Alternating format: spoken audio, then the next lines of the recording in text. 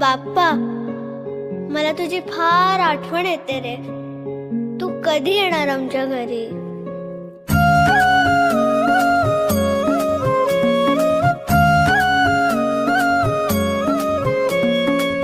देवा तुझ्याच साठी उघडून दार, वाट पाहून झाली पार.